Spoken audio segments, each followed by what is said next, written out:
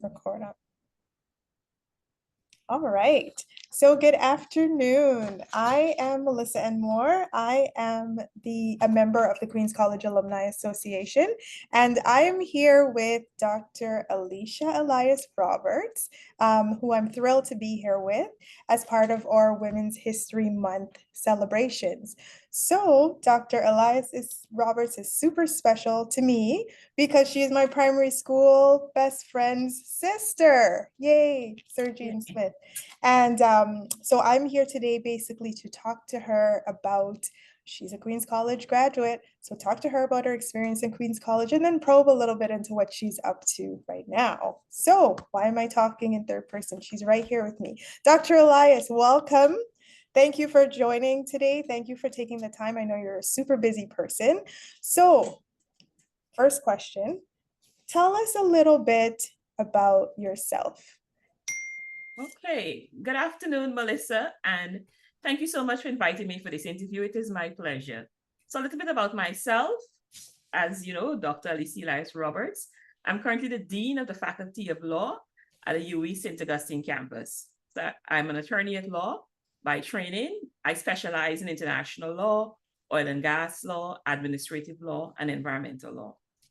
So that's a little bit about my professional background. Thank you. Thank you for sharing.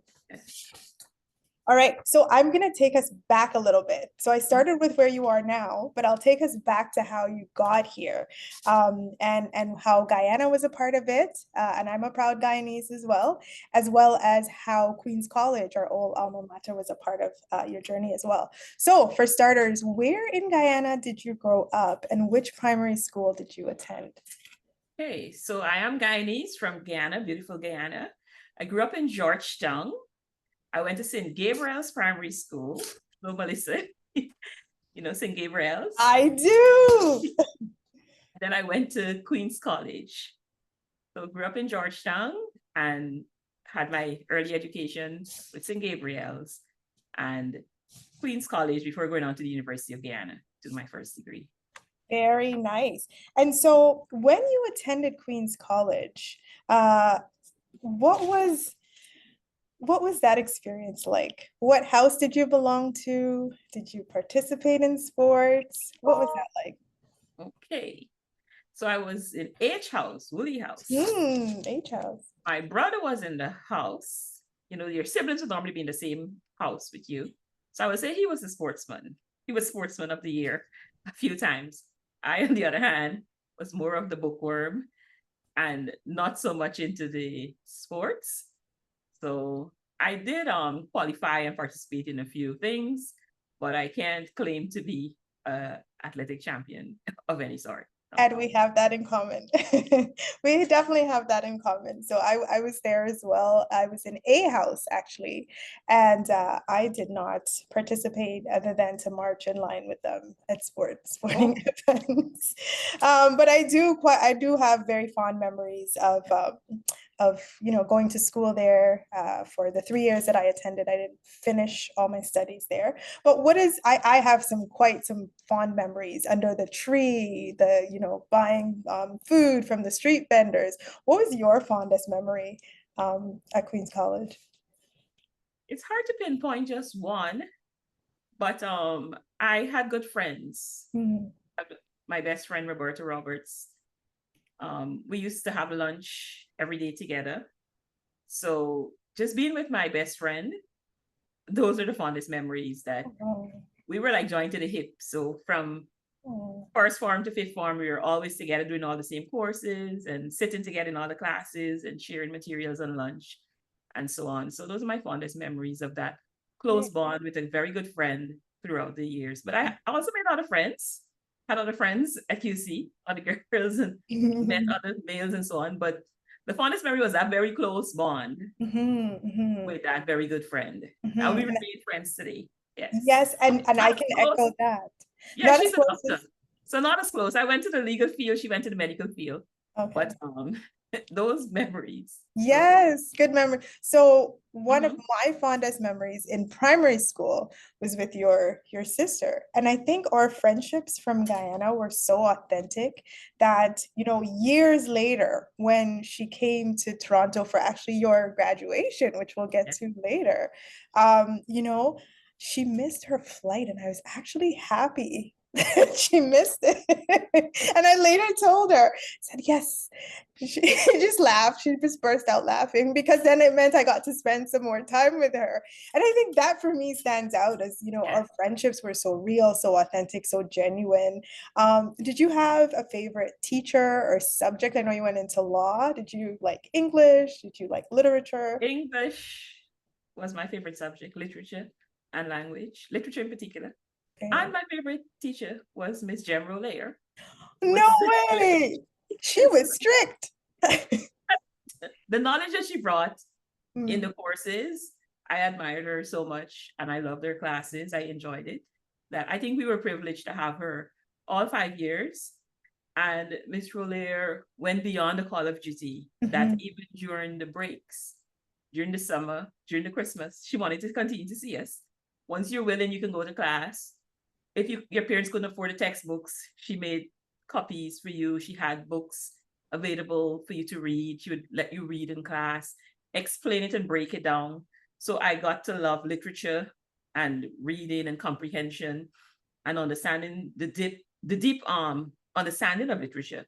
So she explained things so well that those were the best moments in terms of Wow. my education and laying that foundation for the kind of knowledge I have today. Yeah. Wow, that's really great to hear. I just remember her as being very mean. As a teacher, she was super strict.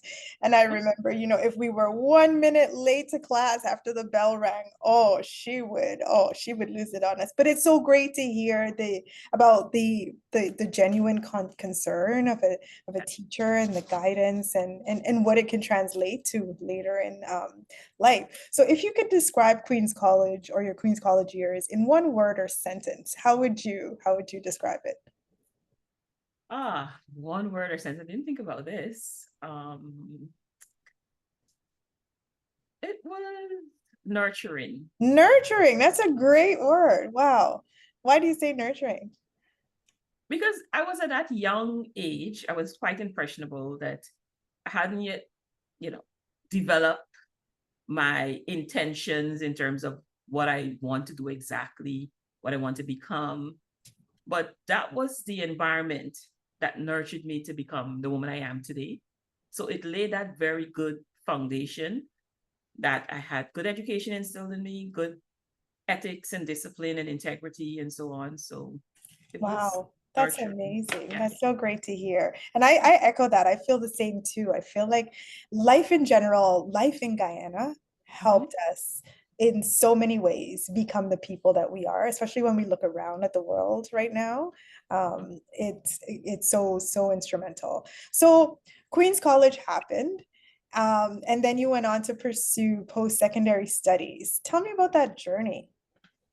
Okay, so I studied and I studied and I I bet you did. studied in Guyana.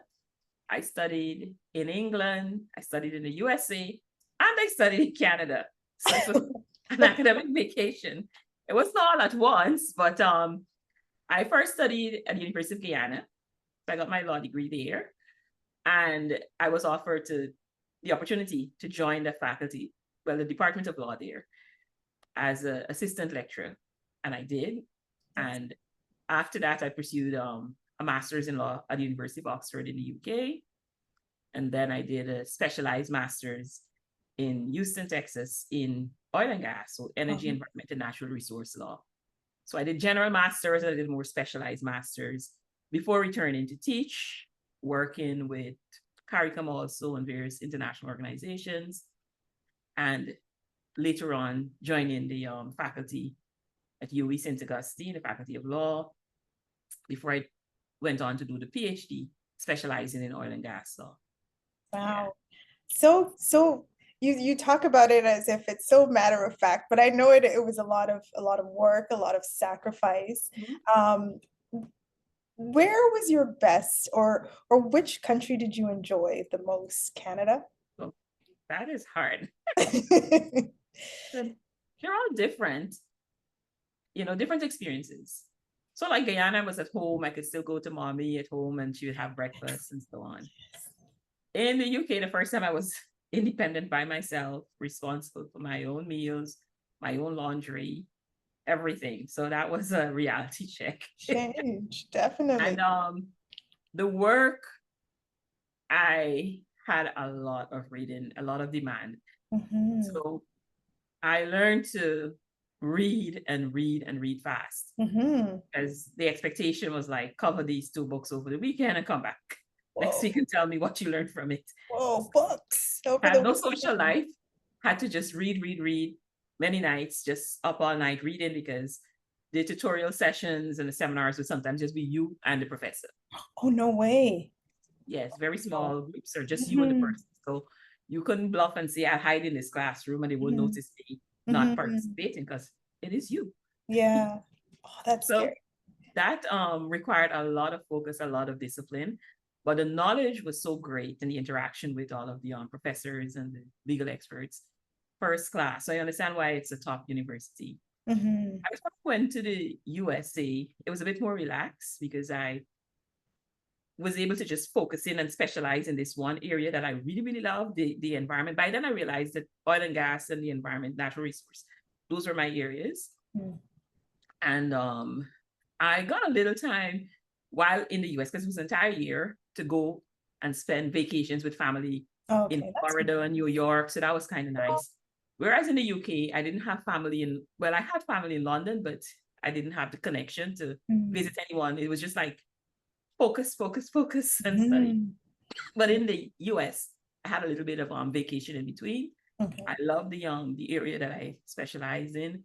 I actually worked on a campus too, so it was a real nice environment of meeting people and friends, and it was a bit more relaxed when I got to the US, a little more time to socialize. Mm-hmm. Then Canada, it's a different kettle of fish with the PhD and the demands of the PhD. Mm-hmm. I started off as a full-time student, took sabbatical, but then I had to return to work. Okay. And returning to work and finding time to do a PhD, it's brutal. I might add, at one of the most prestigious universities in Canada, Queen's University. So it was very demanding, and I literally had to stay up many, many nights, sometimes all weekend, just editing your work, researching, putting it together. It's a labor of love, though, that I knew I wanted to publish and write in that area. So it's a lot of sacrifice for going, like telling your family, I can't go out, I can't do this, or else I won't get this finished, I have to prioritize. So it was very, very demanding. But in Canada, I also got the opportunity to travel around. I took some time to visit like Niagara Falls and different places in Canada, enjoying, because it was a few years, of doing this PhD. So I got to really enjoy Canada. It was lovely. So different experience in different jurisdictions, and it's hard to say this was the best. Yeah.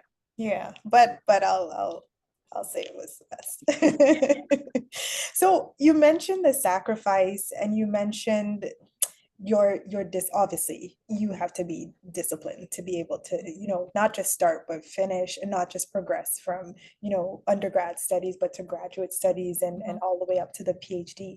What role do you think Queen's College played in setting you up to live such a disciplined life, to have such structure and rigor in academia, where you could manage not just full-time like academic studies or just studies, but you can also balance a career, which it's not an ordinary career. You have a pretty extraordinary career, and your studies, and you're still sane and smiling.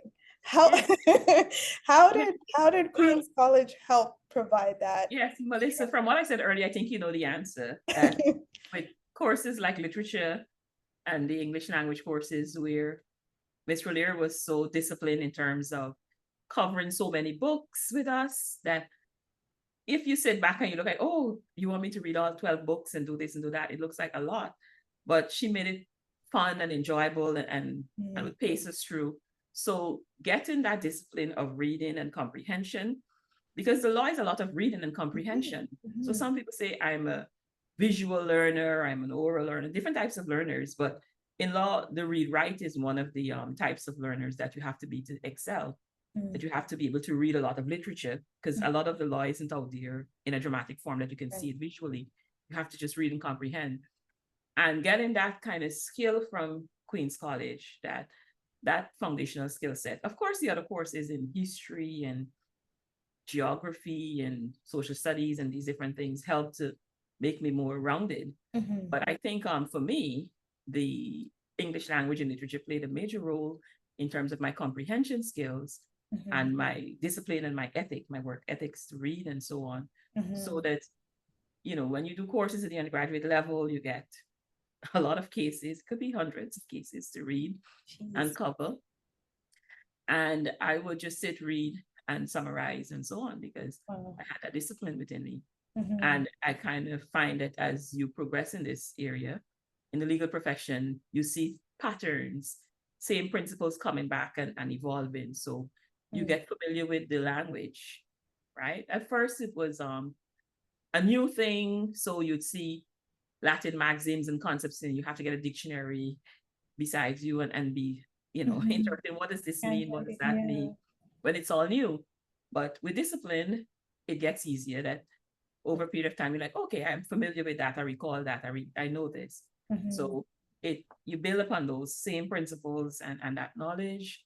And then you learn to be critical of it and to interrogate it. And it becomes fun, for me at least. Fun. Glad to hear. Glad to hear the fun word. Yeah.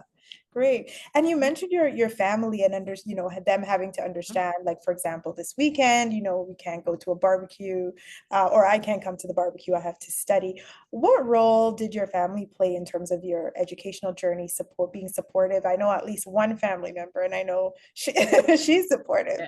But how did family come into all of this, and how do you think that your family life helped shape who you are today?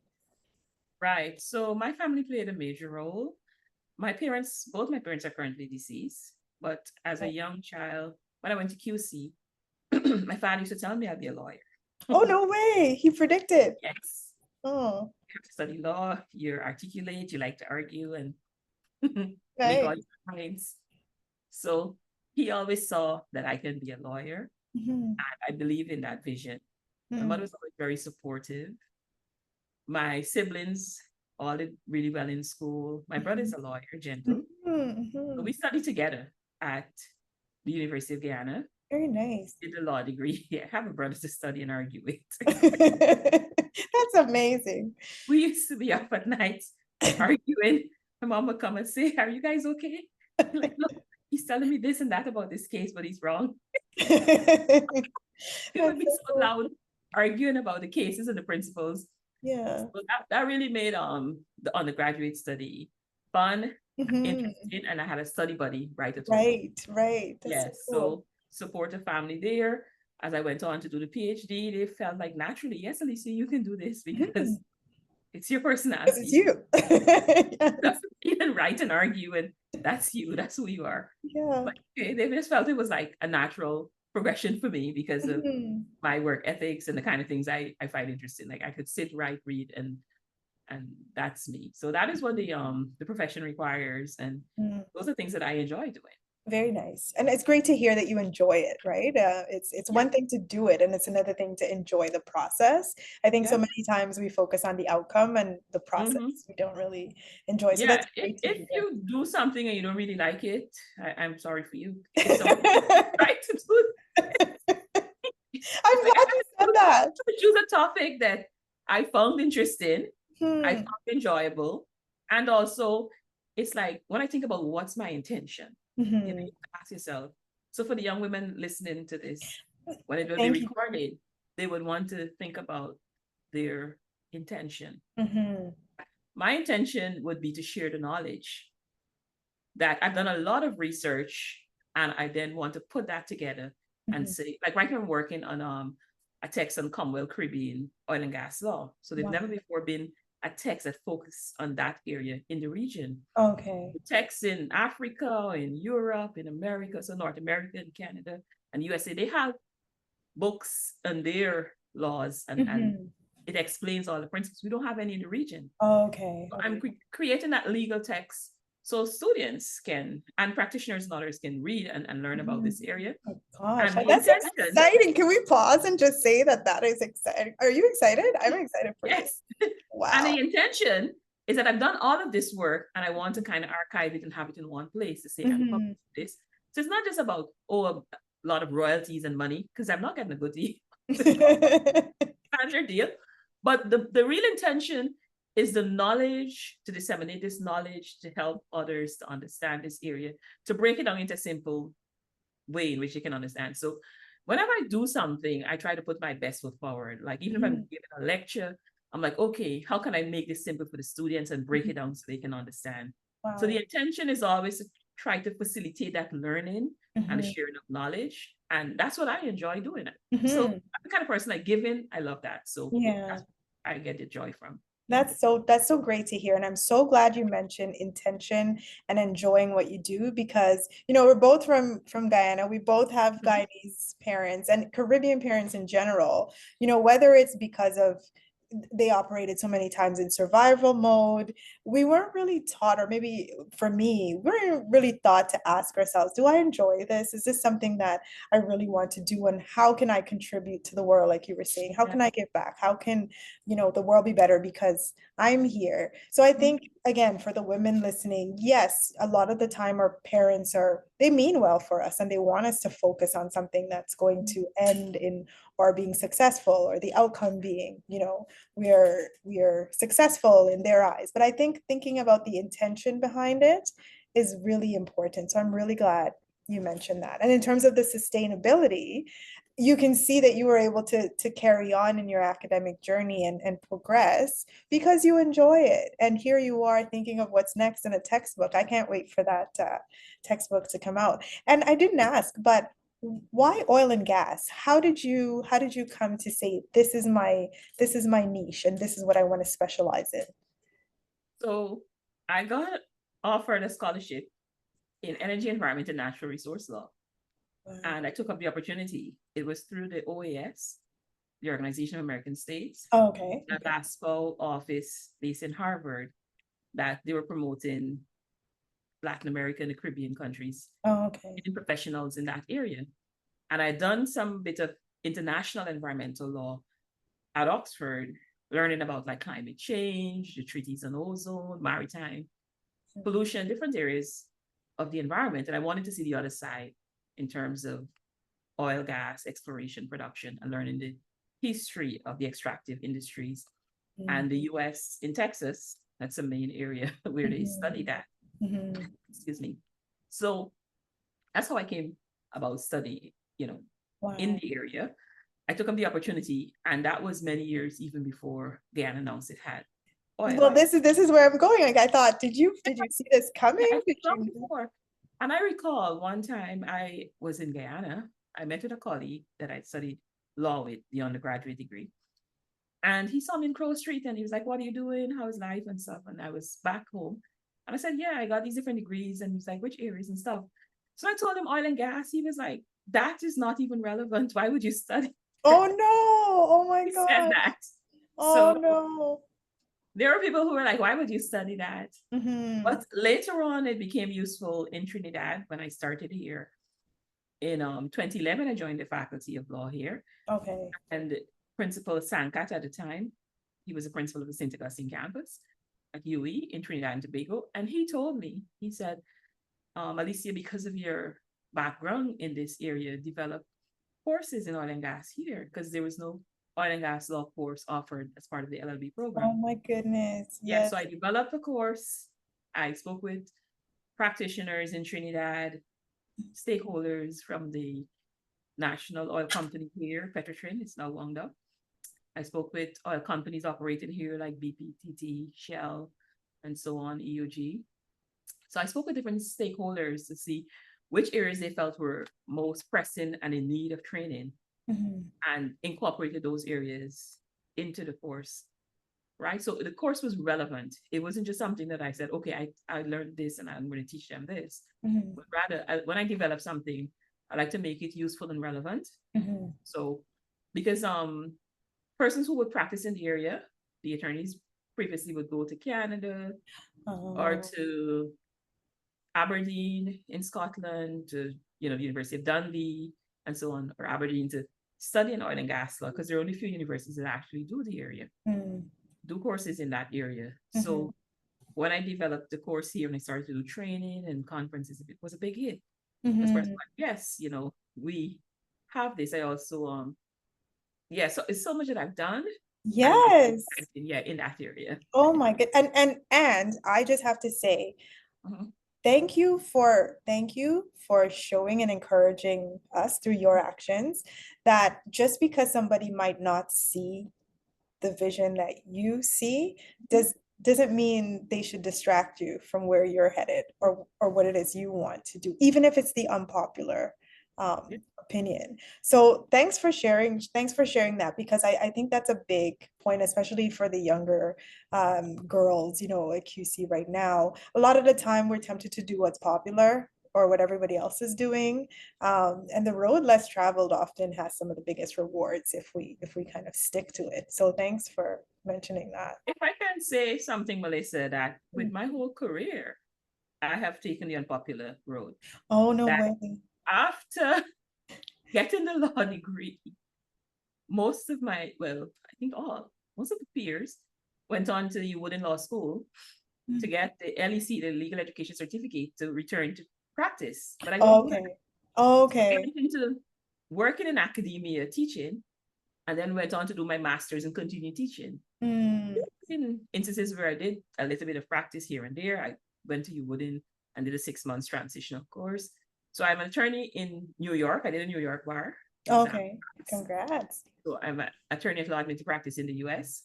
And then I got a transition course, 6 months. I spent time, they call it like pupillage, working with law firms in Oh, Port of okay. Spain. So I worked in Guyana, in Trinidad, and so on with law firms. But I Okay. just choose not to practice as a main part of my profession. So I'm an attorney at law. I do mostly consultancies Okay. for governments, like drafting laws and reviewing policies and that sort of thing. Okay. But I'm not before the courts with clients, representative my client, Okay. divorce Wow. matter or criminal matter or anything. So no civil and criminal practice frequent in the courts and that kind of thing. So I also show young persons in terms of alternative careers Yes, you that do. you You could get a law degree, but it doesn't mean you put on a suit and year before exactly. and you're Exactly. practicing that. I have a degree, Exactly. but I do academic work, I do consultancies, Yes. and And it's so important because it's something that's needed in the region, like yeah. that textbook and so on. Now, and even you being able to offer Mhm. courses to students and Yeah. avoiding them having to go internationally to learn, like that's a huge Mhm. win for us Caribbean folk, regardless of whether Yeah. we're there or not. So kudos to you. And you've done so much. Like when I listen to you talk, a retired person kind of comes to mind in terms of the amount that you fit into your career. So I hope you're reflecting on it and just really proud. Like I'm just super proud just hearing you, talk about it. Is there anything next? I mean, the textbook, but Oh, what's yeah. next? Is A there lot of anything left to do? yes, a lot of publications. So Oh, I'm okay, working okay, on a number of publications that in my university I intend to become a professor. okay, okay. Publications will help with that progression to professorship. So that is next. And then in the region, I want to continue to contribute to laws and policies and legal jurisprudence. So that is next in terms of the intention to impart more knowledge. And if Mhm, I work years in a particular area and I want to make that major contribution, I can say, you know what, I spent like 30, 40 years working and studying this area. I mhm. think I can put it together in a really comprehensive way and make a mark. I know there's some people who try to manipulate the system of ranking and promotions that they publish, quite frankly, a lot of trash. Okay, But okay. I would not want Very to familiar with just that, by the publish way. just to say I'm publishing something. Right, My right. name is coming against that. I want to take my time, Mhm. put out something of quality, Right, that is substance. research. Yeah, so I won't let anybody push me and rush me into feeling like I have to do this now. And that is also a very important thing, that I took a gap after I got my master's and then I did my PhD. That I see a lot of people Right. right after the master's to do the PhD. Well, Right. kudos to them. Good if that is how they see it and they have something worthy to research. So I had an opportunity to do a PhD earlier, but a lot of things happened I didn't.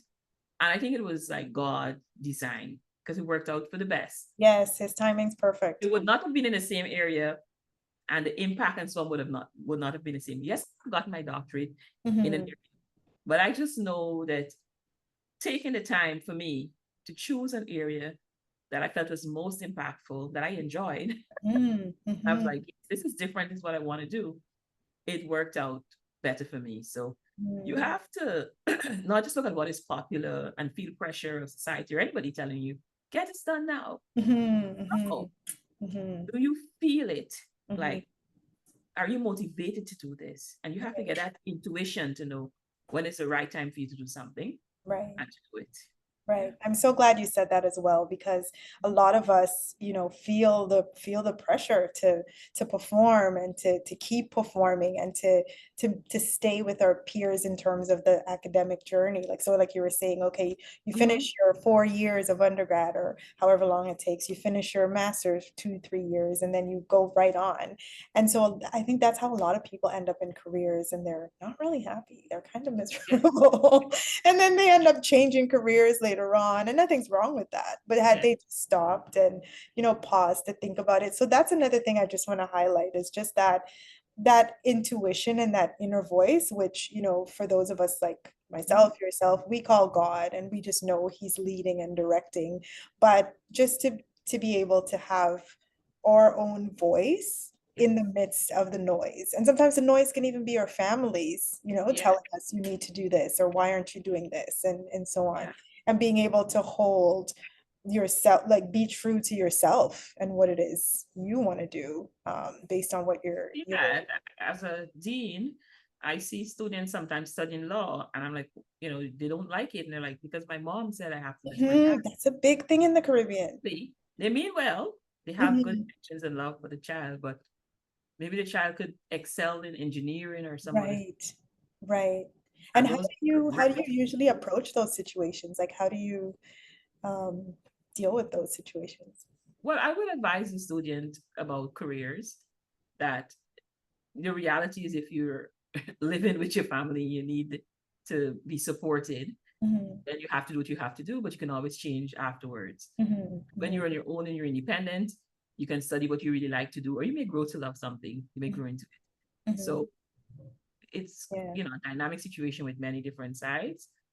And I see students struggling, but it's also that the parents would have to be educated, that they have to understand that the child has to live their own lives, and not you living your life through your child. Projecting, yes. A lot of our parents get this, so you're trying to prove a point through your child. This could be obtained, Yeah. And it's sad. It's a lot of pressure on the child. But yeah, thanks for saying that. It is a lot of pressure. I see it all the time. I dealt with some myself, but I'm so happy that you're able to see this and address it, and be practical about it too, in terms of if your parents are paying for your education, and that you need that, use it as a stepping stone to get to where you want to be. So I guess just pulling it all together, you've done so much in your career. You're an excellent human being, so it's not just about what you've done, but it's about the goal and the intention and the legacy that you want to leave behind, and so on. What would you say to a girl at Queen's College who's maybe informed too, and still undecided about where she wants to go in life, what she wants to do, but she knows she wants to make her parents proud, and she wants to make her country proud and her region proud? What would you say to her? Stay informed too. You still have the whole world ahead of you, your whole life ahead of you. So the world's your oyster. You just take your time, learn to be disciplined, take the education. My mom used to tell me education is the key to success. So put that first, because I know in today's world, there's social media that could distract you. Oh, yes. I didn't have the internet and social media and the phones and the things that we see today to distract young people. So learn to focus, because I kind of see a decline in the attention span of young people.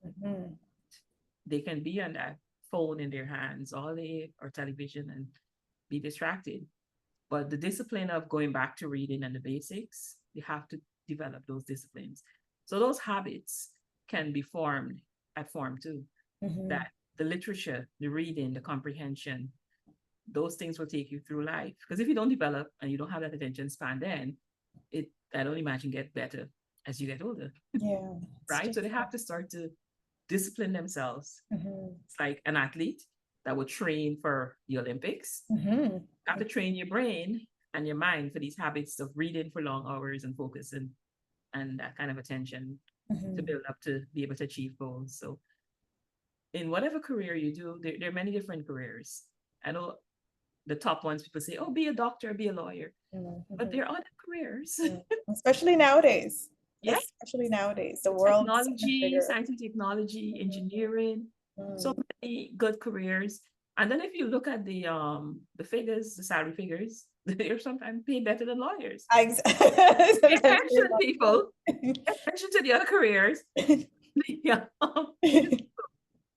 The salaries, if you're looking at the high income earners, the entrepreneurs, there are many different fields, right? So not to worry about having to decide in second form what you want to do.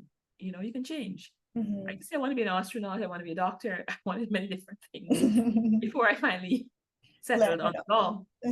So at that age, you're allowed to change your mind.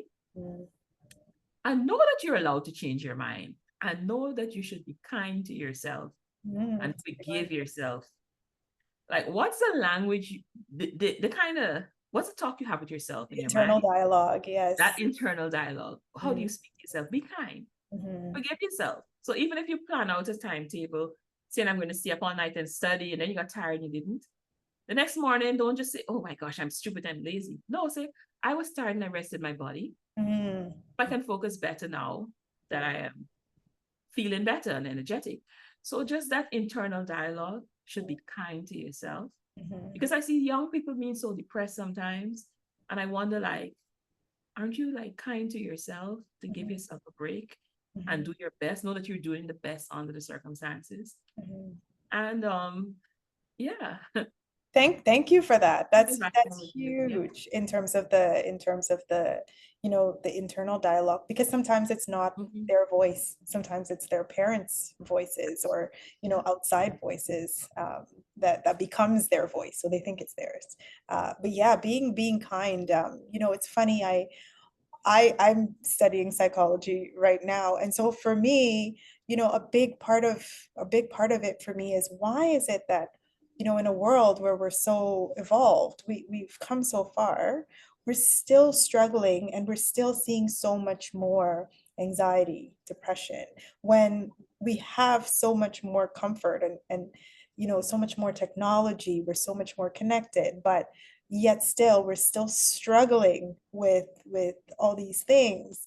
And so a big question for me is, where is this coming from and why is this happening? And so to your point, I think a lot of the pressure people put on themselves is, you know, about what you just said. You know, you miss an assignment. Oh, it's not the end of the world, right? But don't get into the habit of missing them. But it's not the end of the world. So thank you for saying that, just being kind to ourselves. We grew up in a society where we didn't really hear that often, but it's important.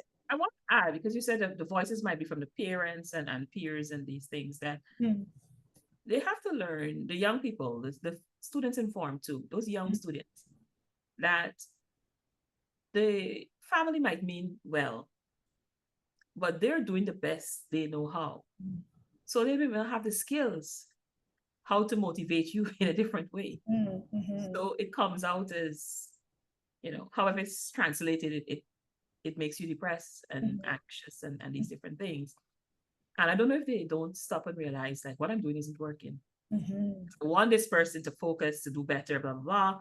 But when you come at them in a certain way, it's not achieving that objective. So how do you influence them to get what you want? Maybe try a different way. Yeah. Absolutely, absolutely. And you know what? I'm so glad you're saying this, and I think every generation we're going to strive to get better at this. And I definitely think, you know, women, other young girls and women looking to you and hearing you say this, hopefully it's reassuring for them that, you know, they can heed your advice. Any final thoughts or words of wisdom, words of advice for not just the young girls, but for women? It's International Women's Month. Happy International Women's Month. Any thoughts, advice, words of wisdom for women in our society nowadays? Final thoughts. I would say to be authentic and to be true to yourself, to live with integrity, to have some higher calling and purpose, to not just think about immediate things and pressures that society might place a timeline and a picture on social media. This is what you have to get by this age and this time. And then you feel like a failure if you don't get it and achieve it within that set time. But to know yourself, know your worth, to be patient, have confidence, and just live with integrity, that you set your own goals, your own timeline, and that's where you can find happiness. Continue to pursue it. So how you look at things, it's all about your perspective, as they say. Is it that I didn't get this at this time, so I'm a failure? Or is it that I will get there someday, but it's not the right time right now, in God's time? Or if you believe in some higher purpose, that it will ultimately happen at the right time. So that keeps me happy, that I refuse to let people's expectations and demands about when I should do something and so on dictate my happiness and my life. And it's been going good so far. I love that. And Dr. Alicia Elias Roberts is available for TED Talks and keynotes as well. I love that. And I definitely think you should make your way around, you know, just encouraging and motivating and inspiring women, because you are a true inspiration. And I'm so proud, you know, to be able to call you my friend, someone that I knew from Guyana, and just all around as a woman, and you know, as a person, and so as a person of Melissa, if I can return the compliment and just say I'm so very proud of you, what you have done with your life, what you're doing, and taking the time to do this interview. Thank you. Working with the QC Alumni Association, you didn't have to do this. You didn't have to find time to do this. With such professionalism, such expertise. I love it. So to you, and I admire you too, and I salute you. So continue to do what you're doing. Thank you so much. I appreciate it. And with that, we will call it a day, and happy International Women's Month to all the women listening and to the men who support us. So again, thank you, Dr. Alicia Elias Roberts. You're welcome. So I'm just gonna stop recording now, if I can find. Oops, sorry, just give me 1 sec here. I got a new laptop. What's going on here? Okay. All right. Thank you so, okay. I'm gonna